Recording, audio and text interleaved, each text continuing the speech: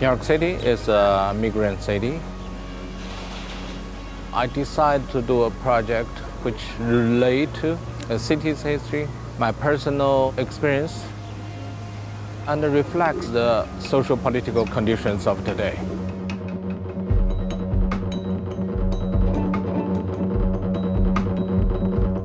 I grew up in China, a society which have very limited freedom. No freedom of speech, one-party system.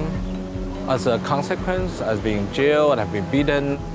So all those kind of difficulties make me understand the freedom we want have to come through a fight. It's not just for myself, there's a lot of people has no voice.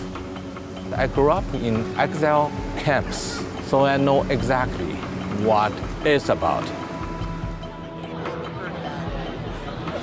Welcome to the launch of Weiwei's Good Fences Make Good Neighbors. Weiwei is a very extraordinary figure, one of the world's leading contemporary artists, and at the same time one of the most recognized activists for human rights. Public Art Fund invited Weiwei to develop an exhibition in response to New York City, and he created an extraordinary citywide exhibition of well over 300 different works spread around all 5 boroughs. New York City to me is ready-made. The beauty about New York City is coexistence and tolerance and sharing. There are large-scale sculptures at a number of key sites: the entrance to Central Park, Washington Square Park, Cooper Union, the Unisphere in Queens, as well as fences on rooftops, banners that are in 200 locations, display ads, and sculptures on bus shelters all around the city. We have variations because migrants, they're all different. They have different language, different stories. Weiwei had been seeing fences at refugee camps, at border sites all over the world, and he really wanted to develop a sculptural language that could bring that into the context of New York City. Fences can be solid as a wall, but many fences you can see through. You can have hatred or admiration about the other side. Public art provides a platform for people consciously or unconsciously to be involved. I think we should use the city as a strong instrument to change the environment of the public life, to form attention to certain issues.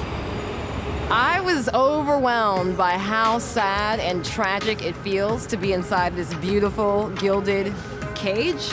It reminds me of a prison cell. It's something you can experience, be part of, walk into.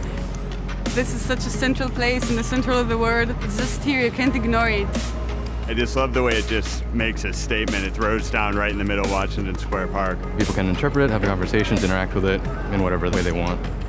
It's timely right now, especially with what's going on in the U.S., how we treat neighbors and how we treat people. Who belongs on what side of which border and how we should stop or prevent or allow. I think the artist is questioning whether anyone has the authority to make those decisions. I think it can sort of get in your way and hopefully insert its way into your conversations. Conversations about empathy, about providing more support systems for refugees or immigrants.